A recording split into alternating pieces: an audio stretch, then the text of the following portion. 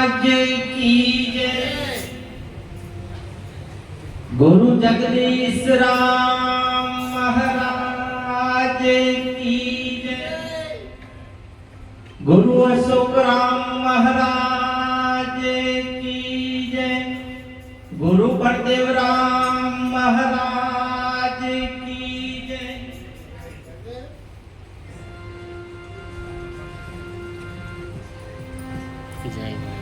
तो पावन की शोभन रही वाणी अपरम पार।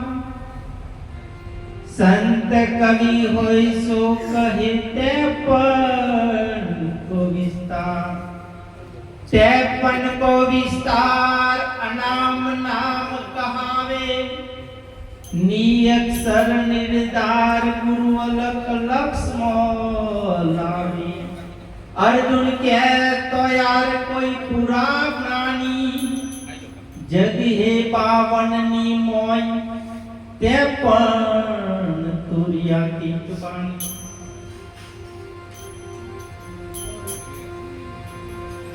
तो नाम रूप गुण चौथु पद से अविनाश। अविनाशी पद नो भेद जाने अमर लोक मवास। अमर लोक मवास मटे जन्म मरण को त्यो त्रास। आवन जावन संभवे नहीं क्यों से कारण लय। रामदास को आत्म नाम जानो तो सोड़ी दो संकल्प की बात। सदगुरु महाराज की जय। आज नो जे पवित्र प्रसंग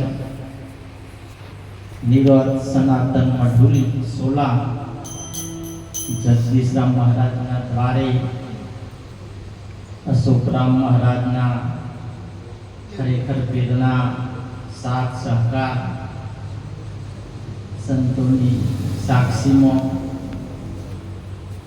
दर महीना बीजी तारीख तथा दर गुरुवारे आओ भजन અને સત્સંગનો પૂજક પ્રોગ્રામ રાખી ખરેખર જે સેવા કરી તે બદલ લાખ લાખ ધન્યવાદ। જીવનની અંદર પ્રભુ વિચારવા જઈએ તો આખું જગત આખું વિશ્વ શાંતિના માટે દોડધામ કરે। શાંતિ મળે કેવી રીતે? શાંતિ પરમાત્માની પ્રાપ્તિ થાય તો શાંતિ થાય પડે न परमात्मा बोधवा माटे परमात्मा खोरवा माटे शुं करवुं पड़े केवी रीते परमात्मा प्राप्ति थाय। एक दिवसना माटे एक भाई परमात्मानी खोरमा निकली पड़ेलो। आखो दिवस तमे जो तो महीनो 2 महीना दौड़ दौड़ज करी जे परमात्मा आई छे परमात्मा आ जग्याए छे। एवी रीते तमे जो तो लगभग 100 महीना माटे दौड़ टूटी जेवी एक दिवसना माटे एक एना संतनो भेटो थई गयो। सारा व्यक्तिनो भेटो थई गयो। प्रभु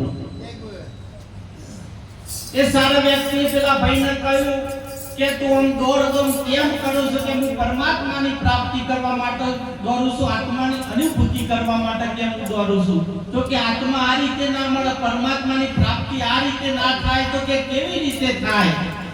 એ વખતે સંતને સલાહ આપી કે તારો પડછાયો તારા હાથમાં આવી જાય કદાક્ષણ તો એમ સમજી લેવું તને પરમાત્મા હાથમાં આવી ગયા। એ પોતાનો પડછાયો પકડવા માટે આખો દિવસ સવારના 9 વાગ્યાથી રાત સાંજના 6 વાગ્યા સુધી પોતાનો પડછાયો પકડવા માટે દોડ દોડ કરી પણ પોતાનો પડછાયો હાથમાં ના આવે। બીજા દિવસે પણ એ નિત્યક્રમ પ્રમાણે પડછાયો પકડવા માટે દોડ્યો। 4 વાગી ગયા પેલો ભાઈ ફેરથી મળે કે ભાઈ તારો પડછાયો હાથમાં આવ્યો કાલ ના આવ્યો કે મને મારો પડછાયો હાથમાં જ આવતો નહીં તો કે કેમ નહીં આવતો કે પડછાયો હું પકડવા જાઉં છું એમ પડછાયો આખો નાખો જાય છે કે મને હાથમાં આવતો। પેલા ભાઈએ સરસ જુક્તિ બતાવી આ તો જુક્તિ વગર મુક્તિ થાય એવું નહીં પ્રભુ। કદાચ મેદીનો પત્તો હોય ને આખો દિવસ આપણે બોધી રાખે તો શોટ લાલી ના આવે. કદાચ અફીણ હોય, અફીણના અંદર ખુમારી ભરેલી છે, પણ અફીણનો તમે સટકો ના કરો તો તમને ખબર ના પડે. કદાચ તલ હોય, તલની અંદર તેલ રહેલું છે, પણ એ તેલને જોવું હોય તો ગોળીની અંદર પીસાવ પણ ખબર ના પડે, અંદરથી ચોપર નીકળી જાય. આખા તલ ભુજવાણી અંદર કદાચ ભરી રાખે તો શોટ ચોપડું ના થાય.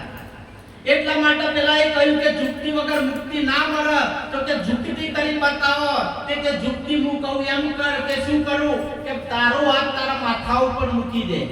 પેલા ભાઈએ પોતાનો હાથ માથા ઉપર મૂકીને પડસાયો ફટ દઈને પકડાઈ ગયો. એટલે સંતો કહેતા હોય કે હરિયો કાટે હરી તમના નહીં મરે. કે હરિયો કાઢે હરી તમને નહીં મળે. તારો મન ખાય રે જાય, તારો મન ખાય રે તારો જાય. હરિયો કાઢે હરી તમને નહીં મળે.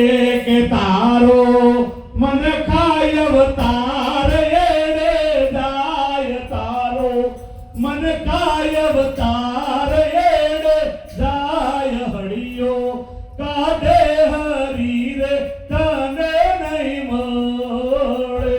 પ્રાપ્તિ કરવા માટે કમસે કમ થોડો વિચાર કરવો પ્રભુ વિચાર કરવો પડે. સંતો કહેતા હોય કે આ ચારી સબ જગ મિલે વિચારી મિલા ન કોઈ. લાખ આચારી મળે તો ફક્ત એક વિચાર હોય. ગીતાની અંદર કહેતા હોય પરમાત્મા પોતે કે હું ચરાચરમાં વ્યાપક છું, મારા સિવાય એનું માત્ર ખાલી નથી. એટલું તો મેં જલારામ બાપુ વિરપુરની અંદર પણ કહેતા હોય કે સબમાં દેખત રામ હે જય જલારામ.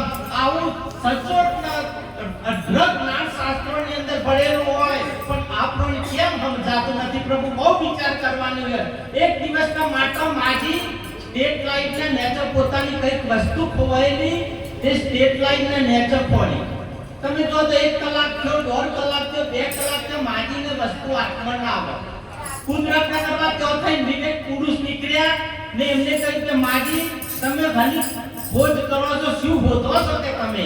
કે મારી સોય ખોવાઈ ગઈ છે ભાઈ. કે મારી સોય હું આ સ્ટેટ લાઇનના નીચે કે પડું છું. કે તમારી મારી સોય ખોવાઈ છે કઈ જગ્યાએ? કે મારી સોય તો મારા ઘરમાં છેલ્લા રૂમમાં કે ખોવાઈ છે. કે તમારી સોય છેલ્લા રૂમમાં, પોતાના ઘરમાં છેલ્લા રૂમમાં ખોવાઈ છે અને ફોડો છો કે અહીં કર. કે ઘણા સંતો આયા હતા મને સલાહ આપતા હતા. કે કેવી સલાહ આપતા હતા? કે કોઈ પણ વસ્તુ ખોવાય તો પ્રકાશમાં મળે. કોઈ પણ વસ્તુ ખોવાય તો કે પ્રકાશમાં મળે. મારા ઘરની અંદર લાઈટ નહીં, મીન કનેક્શન જ લીધું નહીં, મારા ઘરની અંદર એકદમ અંધકાર છે. એટલે લાઈટ કે સ્ટેટ લાઈનના નીચે પ્રકાશ છે, તો પ્રકાશમાં કે ખોરું તો વસ્તુ મળે. એટલે પેલા ભાઈએ સરસ વાત કરી કે માજી તમારી બહુ સત્ય વાત છે. તમારો વિચાર પણ એની અંદર વિચાર માંગે છે. સંતોએ કહ્યું કોઈને સુન્યું કોઈ ઓખનું કાજલ ગાલે કશું. સંતોએ કહ્યું ખરું કે તમે પ્રકાશની અંદર વસ્તુ ખોડો તો પ્રકાશની અંદર તમારી વસ્તુ મળે. પણ તમારે થોડી વિચાર કરવાનો છે. કેવો વિચાર કરવાનો છે? કે તમારી વસ્તુ જે જગ્યાએ ખોવાઈ હોય એ જગ્યાએ તમે પ્રકાશ કરો ને એ પ્રકાશ કરવાથી ઈ ખોડો તો તમારી વસ્તુ પ્રાપ્ત થાય. મારે કહેવાનો મતલબ પરમાત્મા સભર પડેલો છે. આ પાંચ તત્વનું શરીર પણ પરમાત્મા સિવાય ખાલી ના હોય પ્રભુ. તો આ પાંચ તત્વના શરીરની અંદર તમે વિચારો, હાથમાં પરમાત્મા છે, પગમાં પરમાત્મા છે, આ મસ્તકમાં પરમાત્મા છે, આ શરીરમાં પરમાત્મા છે. પરમાત્મા સત્યો એ ખોરવા જઈએ તો પ્રભુ વાણી બંધ થઈ જાય, તમારો વિચાર પણ બંધ થઈ જાય. એક દિવસના માટે એક ભાઈનો ભેંસનો રોજ તમે જો તો હવારે 5 લીટર દૂધ કાઢ, હંસદરાવ મહારાજ નો હજી 5 લીટર દૂધ કાઢે. એ ભાઈએ વિચાર કર્યો કે રોજથી 10 લીટર દૂધ કાઢ લાઈને કે ફોરમેનો બોલાઈને ભેંસ ખોલી નાખું, દેવી આપી કાઢી લઉં. એટલે તો ફોરમેનો બોલાવી દીધે ને આખી ભેંસને ખોલી નાખીને તપાસ કરે તો જે દેવી હતી ને આત્મત ના આવે પ્રભુ. કહેવાનો મતલબ પરમાત્મા સભર પડેલો હોવા છતાં કદાચ આપણે બીજા ખોડતા હોય પણ જ્યાં સુધી પોતાની અંદર પોતાના નિસ્વરૂપની પ્રાપ્તિ ના થાય ત્યાં સુધી બેજાનું નક્કી થતું નથી પણ કદાચ એને બે વખતથી જોવા માંગતા હોય, શબ્દથી કદાચ હોભળવા માંગતા હોય, કોણથી હોભળવા માંગતા હોય, કદાચ ઓખોથી તમે જોવા માંગતા હોય, તો એવું પરમાત્માનું સ્વરૂપ નથી. પણ સએ નક્કી પ્રભુ કે બોલે બીજો નથી. ભીમો કહે ભગવાન ચાર વગરના અંતર ઓઠો ઓખ ના પાર. કોણ એવું પરમાત્માનું સ્વરૂપ સભર મળેલું છે, પણ જ્યાં સુધી સદગુરુનું જો સાનિધ્ય ના થાય, સદગુરુનો જો ઈશારો ના મળે, તો સુધી પરમાત્મા કેવો છે, કઈ રીતે છે, કયો છે એ અનુભૂતિ થાય બી નથી. કેમ ના થાય અનુભૂતિ? કદાચ પરોક્ષ પરોક્ષ વેદોની અંદર કહ્યું છે કે બે પ્રકારનું જ્ઞાન છે, એક પરોક્ષ જ્ઞાન ને એક અપરોક્ષ. બોલવું, બોલાવવું, લેવું, દેવું, ખાવું, પીવું, તમામે તમામ તમે જે કર્મ કરતા હોય એ તમામે તમામ કર્મના પરોક્ષ જ્ઞાન કહેવાય. પણ એ અપરોક્ષ વસ્તુ છે પ્રભુ, એ તમારી દ્રષ્ટિમાં ના આવે, તમારા કોણે હોભરાય નહીં, તમને મારું તો એટલા સુધી કે તમને અનુભવે ના થાય.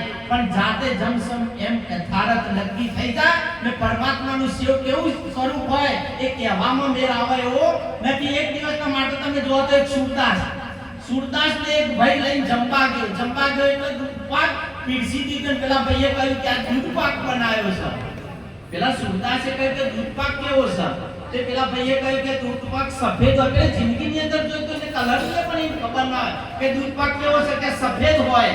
તો પેલા ભાઈએ સુરદાસે કહ્યું કે સફેદ એટલે કેવો, કે બગલા જેવો. એટલે ખબર જ નહીં બગલો કેવો કે કાગડો કેવો, એક ખબર નહીં કે બગલા જેવો હોય કે બગલો કેવો હોય. એટલે પેલે ઈશારો આમ કર્યો કે આવો એટલા નોખો જ નહીં, એની ઈશારાને કઈ રીતે સમજા. પછી તમે જોવા તો એને એ ના ખબર પડી, પછી પોતાનો હાથ લીધો આ રીતે અને ઓમ ઈશારો કર્યો. તમે જો તો ફટ દઈને પેલાને ખબર પડી ગઈ કે આવો તો ગરમ કેવી રીતે ઉતર. અમે દૂધ પાક એવો છે ભાઈ, પરમાત્મા એવો છે, આપણો બોલે એવો છે. નિરોધ બાપુ કહેતા હોય કે વાણીમાં આવે તો ગણસી આવે, નિર્વાણી પદ આચો, નામ રૂપ ગુણથી ન્યારું. એ જાહેર પદ છે, સાચું જે કહેવાનું છે આપણે બોલવાનું ચાલુ રાખે તો મેળ ના પડે. દૂધ પાક ફક્ત ચમચી લઈને પેલાનો મોઢાની અંદર જ મૂકવાનો છે. એમ સદગુરુના જ્ઞાનની વાત ફક્ત એક ઈશારો, સદગુરુ મહારાજ એક ઈશારો જ આપી ગઈ કે સદગુરુના શબ્દોના થાવ અધિકારી મેરી અંતરનો વિમાન માન મેરી આવા મેદાનમાં સમજો. ફક્ત સદગુરુની શાન કદાચ જો સદગુરુનો ઈશારો થઈ જાય તો યથાર્થ નક્કી થઈ જાય. નિરોધનું જ્ઞાન પ્રભુ એવું છે ને, એવું જ્ઞાન છે પ્રખર અનુભવ તમે જોવો તો તમે નજીક ના પહોંચે પ્રભુ. એક દિવસના માટે એક સ્ટીમર, એક જ દ્રષ્ટાંત મારી વાણી નાટક વિરામ આપી દે. એક સ્ટીમરની ધજા ઉપર કાગડો બેહી ગયો. સ્ટીમરની ધજા ઉપર કાગડો બેહી ગયો, એના આનંદમાં ઉડવાનું ફોન ભૂલી ગયો. તમે જોવો તો અંદર જહાજ આખું મધદરિયો વચ્ચે વચ્ચ જતું રહ્યું સ્ટીમર આખું ને કાગડાનો વિચાર આવ્યો કે લાઈન કે હું ઉડી જાઉં. આમાં કાગડાએ ઉડવાનું તો શરૂઆત કરી, પણ એ કોઠો પ્રભુ કોઠોય ના આવત ને થાકી જાય, કદાચ થાકી જાય તો ભૂલ પડે એટલે મરી જવાનું આવક ના હોય ને. એમ સદગુરુ મહારાજ આપણે જે ધજા ઉપર આપણને નક્કી કરાવી દીધું છે એ ધજા ઉપર સ્થિર થઈ જવું પડે ને. ધજાથી કદાચ નાકા પાસા થઈ ગયા તો તમારી 84 ઉઠીને મરવાનું. ઊભું નિરોધનું જ્ઞાન એવું છે, કદાચ મત કરી આપણે પહોંચી જઈએ તો બચવાનું ફક્ત એક નિસ્વાણી ધજા રૂપી. એ નિસ્વાણી કદાચ ચૂકી જાય તો આપણે 84 રૂપી. એટલે ખરેખર આ તો જે પ્રસંગ છે આપણને સદગુરુનું સાનિધ્ય મળી ગયેલું છે, સદગુરુના ઈશારા રૂપી આપણને નોમ નક્કી થઈ ગયેલું છે. એટલે નોમ ધજા રૂપી આપણે નક્કી થઈ જઈ છે. એટલે એના ઉપર બેસીને આપણે મત કરવાની છે. આટલું બોલી મારી વાણીને આટલા હું વિરામ આપું છું. બોલો સદગુરુ મહારાજ કી જય.